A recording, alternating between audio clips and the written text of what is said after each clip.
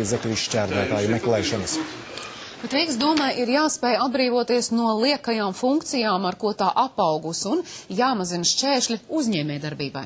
Pat labam daudz iesniegtie projekti iet garu saskaņošanas ceļu vai vienkārši noguļ atvilknēs. Kopumā 28 Latvijā labi zināmu un ietekmīgu uzņēmēju no privātā un arī valsts sektora pulcējās atpūtas kompleksā Lido, lai spriestu, ko vēlas no nākamās Rīgas domas. Vairāk stāsta Andrejs Mēters.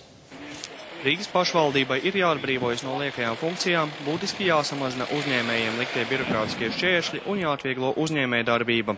Tos kā galvenos uzdevumus, ar ko jātiek galā nākamajam Rīgas domas sasaukumam, šodien uzsvēra Latvijas lielāko uzņēmumu vadītāji, kuri pulcējās Lido kompleksā. Rīga ir Latvijas motors.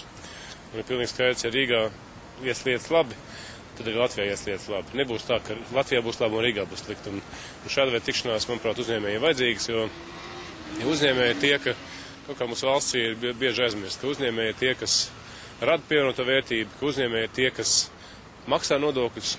Uzņēmēji ir jāiesaista valsts politikas veidošanā un lēmumu pieņemšanā, tā norāda Gunārs Tirsons. Viņš uzskata, ka šobrīd politiķu un uzņēmēju sadarbība ir vāja, virkne labu projektu, tā arī noguļ atvilknēs. Mēs daudzkārt esam stāvējuši šī valstī nomaļ, no politikas, no ekonomikas. Un te mēs redzējām, ka vienoti mūs grib sasaukt. Tie, kas dod kādas darba vietas, labi vai slikti, bet dodam.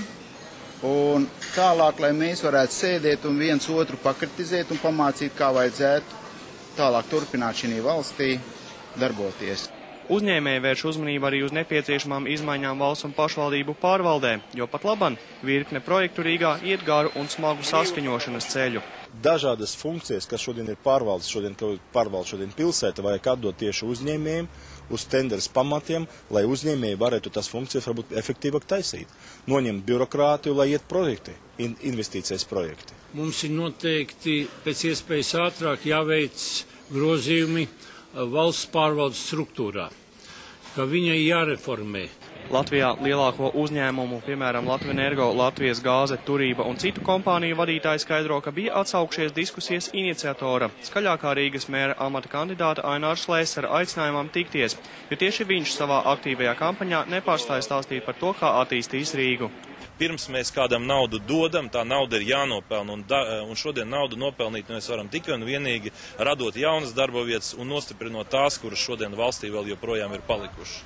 Sanāksmē šodien pulcējās 28 lielāko uzņēmumu un banku pārstāvji, tostarp Kirovs Līpmans, Ivars Strautiņš, Mārtiņš Bondars, Leonīds Loginovs, Kārlis